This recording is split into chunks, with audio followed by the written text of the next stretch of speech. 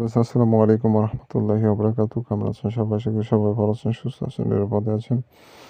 তো আপনারা ভালো থাকুন, সুস্থ থাকুন, নিরাপদে থাকুন এই কামনা করে আজকে নতুন ভিডিওটি আরম্ভ করতেছি। তো আজকে যে বিষয় নিয়ে আলোচনা করবো সেটা হচ্ছে পাগলবান। তো পাগলবানটা কি? এই পাগলবান হচ্ছে শত্রুকে আপনি যদি এই পাগলবানটা মারেন সে পাগল কুকুরের মতো হয়ে যাবে।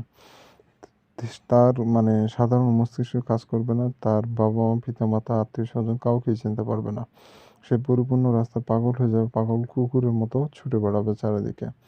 তো আপনারা লক্ষ্য করলে দেখতে পারবেন অনেক ভালো মানুষ আছে যারা মানে এমন পাগল হয়ে যায় রাস্তায় রাস্তায় করে। অনেক চিকিৎসা করা হয় তারপরেও তারা ঠিক হয় না। তো সাধারণত মেন্টালি সমস্যা হয়ে গেলে সেটা বৈজ্ঞানিকভাবে চিকিৎসার মাধ্যমে তাকে ঠিক করে ফেলা যায় বা অনেকটা সুস্থ করা যায়। আর যেগুলা দেখবেন যে বানের কাজ, এগুলা কিন্তু কোনোভাবেই তা ঠিক হয় না। যেগুলো আমাদের চোখের আড়ালে অনেক কিছু ঘটে যায় যা আপনি আমি বুঝতে পারি না। তো বন্ধুগণ আমাদের গোপনে আড়ালে আমাদের সমাজে কালো জাদু চর্চা এখনো হয়, এখনো চলমান রয়েছে। সেই আদিমকাল থেকে শুরু করে আমাদের মহানবী সাল্লাল্লাহু আলাইহি সাল্লামের আমল থেকে শুরু করে এই পর্যন্ত কালো জাদুর প্রভাব রয়েই গেছে। শুধু সময় বদলে গেছে কিন্তু ভিতরে সবকিছুই চলে। তো আজকে যে বিষয় নিয়ে আলোচনা করব সেটা হচ্ছে যে আপনি যেকোনো শত্রুর উপরে এই বাণটি প্রয়োগ করতে পারবেন। এই বাণটি প্রয়োগ করলে ওই শত্রু তার মস্তিষ্কের জ্ঞান, বুদ্ধি সবকিছু হারিয়ে ফেলবে এবং সে রাস্তার পাগল হয়ে যাবে।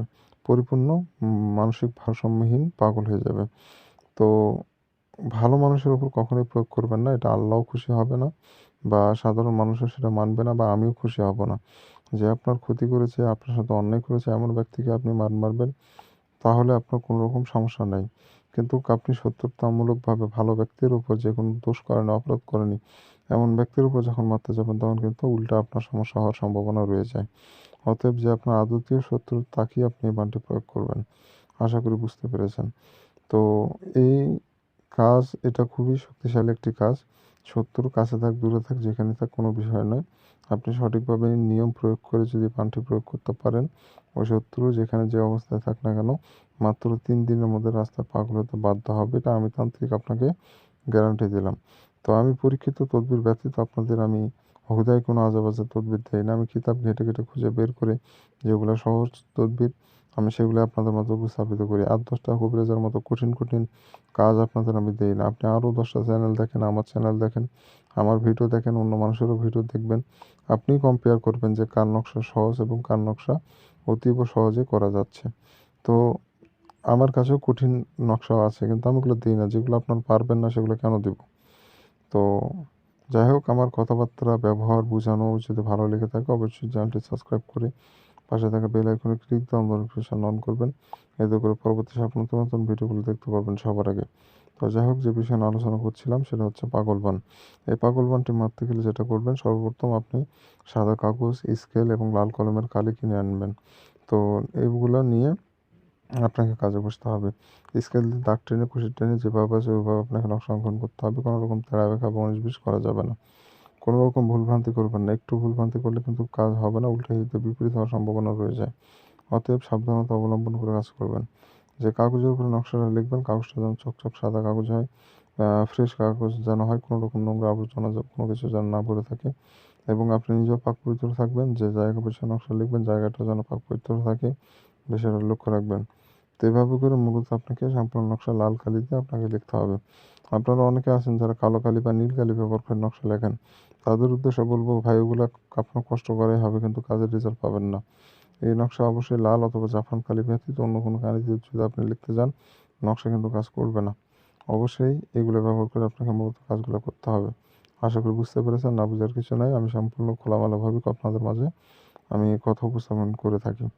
তো ভিউয়ার্স এভাবে করে মূলত নকশা অঙ্কন করবেন আর এই নকশাটা দিয়ে মাত্র ২ দিন কাজ করা যায়। অর্থাৎ সোমবার, মঙ্গলবার এই ২ দিনে যেকোনো একদিনে আপনি নকশা লিখতে পারবেন। অন্য কোনো দিনে যদি লেখেন তাহলে নকশা কাজ করবে না। এই ২ দিনে যেকোনো একদিন ধার্য করে আপনি নকশাটা আপনাকে লিখতে হবে। তো আপনি যেই দিনই লেখেন আপনি রাতে লিখবেন, রাত ১০টার পর যেকোনো টাইমে লিখবেন। রাত ১০টার পর রাত ১২টার আগে। এর মধ্যবর্তী স্থানে আপনি সময়ে আপনি নকশা অঙ্কন করবেন। নকশাটা মূলত ১০ মিনিটের মধ্যে লিখবেন। ১০ মিনিটের বেশি সময় লাগাবেন না। এতে করে নকশার কাজ করবে না। এই নকশার সময়সীমা হচ্ছে ১০ মিনিট। ১০ মিনিটের মধ্যে লিখতে হবে। দরকার হলে আপনি ২-৪ বার প্র্যাকটিস করে নেবেন। আর যে আমি ভিডিওতে নিয়মগুলা বলতেছি, এই নিয়মগুলা মনোযোগ দিয়ে শুনবেন এবং বুঝবেন, তারপর কাজ করবেন। না বুঝে একবার ভিডিও দেখে কাজ করতে যাবেন না। এতে করে আপনার ক্ষতি হয়ে যাবে। আর মেন কথা হচ্ছে যে, দরকার হলে আপনি ৫ বার ৭ বার আমার ভিডিও দেখেন। দেখার পর নিয়মগুলা মুখস্থ ঠুটস্থ যখন হয়ে যাবে, তখন আপনি কাজে নামেন। তার আগে নামেন না। কারণ এগুলা কাজ যতই ভালো ততই খারাপ। কুফরি কাজ যতই ভালো ততই খারাপ। একটু ভুলভ্রান্তি হতে পারে আপনার সারা জীবনের কান্না।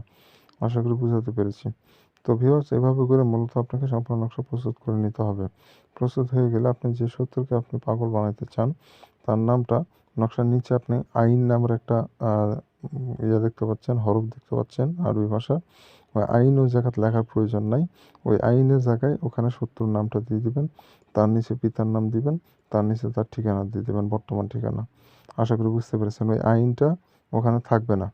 আইন ওটা একটা আরবি হরফ। ওই নকশার নিচে ওটা থাকবে না। ওটা আপনি লেখার প্রয়োজন নেই। ওখানে নাম দিবেন। আশা করি বুঝাতে পেরেছি। তো এইভাবে করে মূলত আপনাকে সম্পূর্ণ নকশা প্রস্তুত করে নিতে হবে। প্রস্তুত হয়ে গেলে এই নকশাটা আপনাকে পানিতে ফেলে দিতে হবে। যেকোনো পানিতে ফেলে দেন, সমস্যা নাই। তো এগুলো বড় জলাশয় যেন হয়।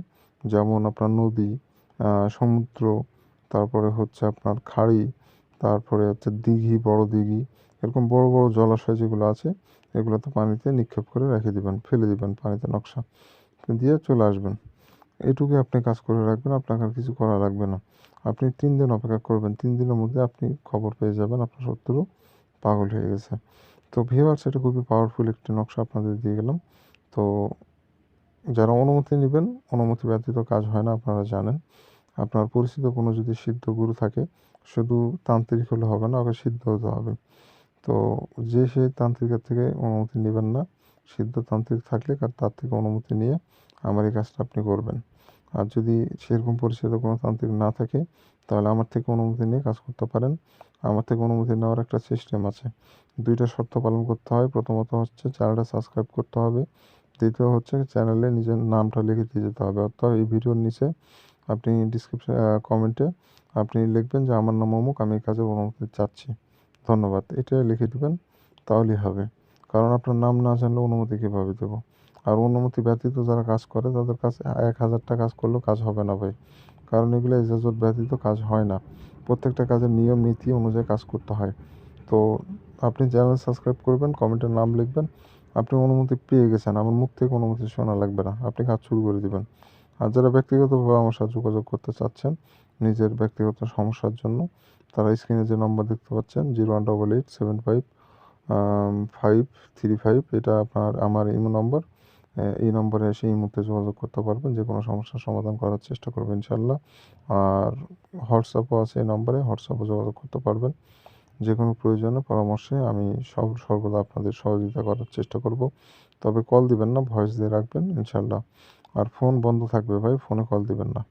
এই মুহূর্তে এসে যোগাযোগ করবেন। ধন্যবাদ সবাইকে, ভালো থাকবেন সবাই।